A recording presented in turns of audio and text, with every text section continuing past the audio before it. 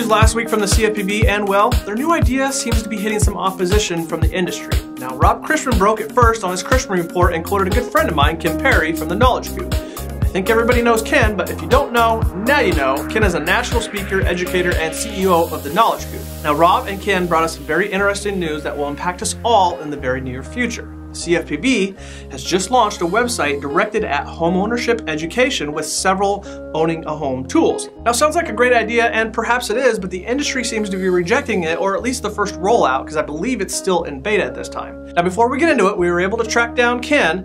He's a very busy man, but he was able to take a few minutes for the REsource Nation, and here he is giving us his heads up as to what we are talking about. Thanks, fellas. Oh my gosh, I can't believe what I just saw. The CFPB, based on a study about shopping for mortgages, went out and put out a website for borrowers to go to that will give them a range of rates that they should be getting based on their circumstances.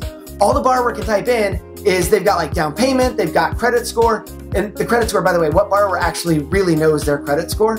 But they punch it in and it gives them the range of rates that they should be getting. Here's the major problem here.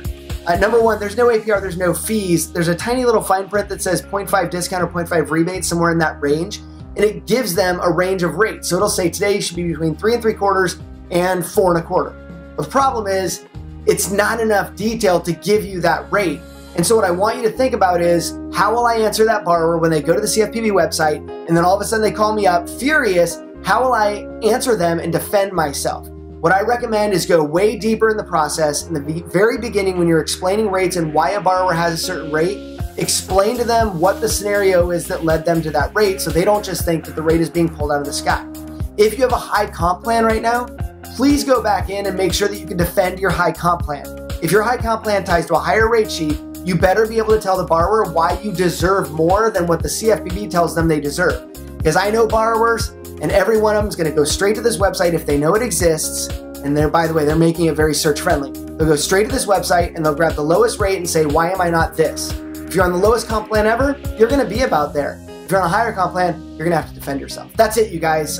Good luck with this, and go surf the website. Now, first, I get what the CFPB is trying to do here, and I'm not necessarily opposed to it, but it may need a few tweaks before they actually roll it out.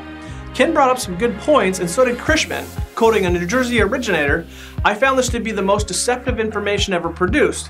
Getting quotes from multiple lenders puts you in a better position. If you prefer one lender, but another lender offers you a better rate, show the first lender the lower quote and then ask them if they can match it. This violates the MLO comp rule. Further, it would establish violations of the disparate treatment for many lenders. You need to really read this through. In some places, it uses brokers and lenders, and in others, it only refers to lenders. And there's no APR. Imagine if we all advertised a rate without APR. Another interesting quote from the Christman Report was, if we ever said to a regulator that we had the best deal on rates and fees, they would write us up every time. No one can claim to have the best deal. How do you gauge that? We're almost back to shopping using the TIL and APR calculation, and look where that got us. And here's another interesting point out of Washington. The CFPB's initiative is a noble effort, especially their rate shopper tool. I guess the scariest factor will be whether or not it will include lender fee adjustments that substantially affect the rate we offer the client. And where will the consumer get their credit score that reflects on a mortgage credit scoring model?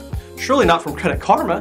I don't really know how that website generates a score from the consumer, but it is notoriously inaccurate for estimating a consumer's mortgage credit score, either good or bad. I've seen it go either way. Now, those are all good thoughts, but I have a genuine question here because I don't really know. Does any other regulatory bureau or agency quote rates or fees for the industry they govern? I mean, do other agencies quote what you should pay for like energy or oil or gasoline?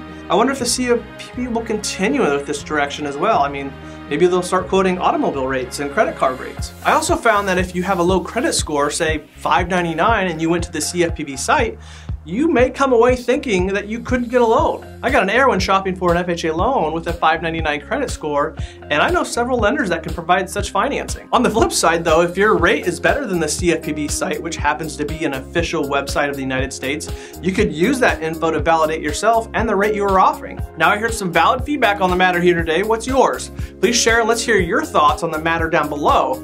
And I would love to hear from some realtors because they're kind of like a third party in the situation. So chime in down below and we'll see you next week.